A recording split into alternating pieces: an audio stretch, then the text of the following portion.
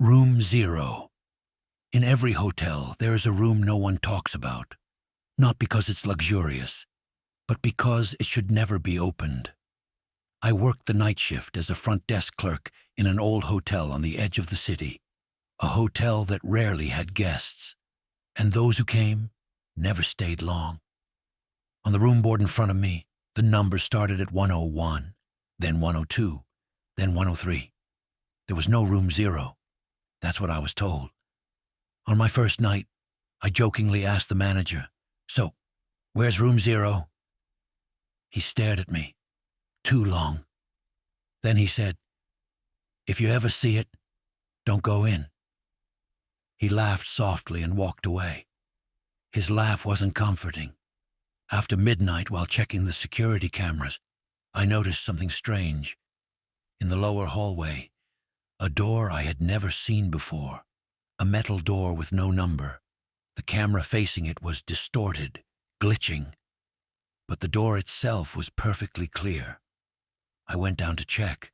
I kept telling myself, bad lighting, imagination, exhaustion. But the hallway was colder than the rest of the hotel. And the silence there wasn't normal silence. The door was right in front of me. Above it was a small, worn plaque, a number barely visible. Zero. I stepped back. I remembered what the manager said.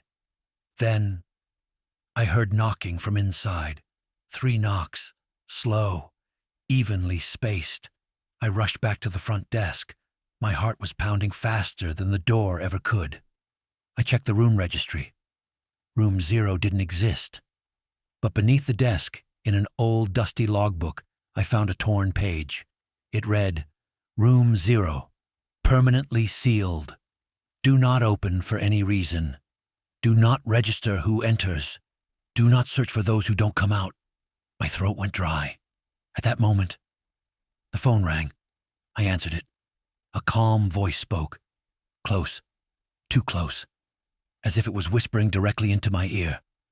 "I'm in room zero. Why don't you come?" The voice was mine. The line went dead. On the security monitor, a new feed appeared. The door to room zero was open. Inside, darkness. But within the darkness, someone was standing, staring straight at the camera. My face, my features, my clothes, even the small scar on my eyebrow. He smiled. Then he raised a hotel key card. On it was my name. Underneath, permanent guest. The next thing I knew, I was standing in front of the door. I don't remember walking there. The hallway was longer than it should have been. The walls felt closer. The air was heavy. From inside, my voice spoke again. "I took your place. Now it's your turn." I opened the door. The room wasn't a room. It was a copy of the front desk, the same counter, the same cameras. And there I was, sitting in the chair, smiling. He said calmly, "The hotel needs one person from time to time. One who stays, one who disappears." I tried to scream. No sound came out. The door closed behind me. I woke up in the morning light. I was behind the front desk. In front of me, the room board. 101, 102, 103, no room zero. A young man walked in, nervous. He said, "It's my first day working here." I smiled at him and said, "Welcome. But if you ever see a door without a number, don't open it."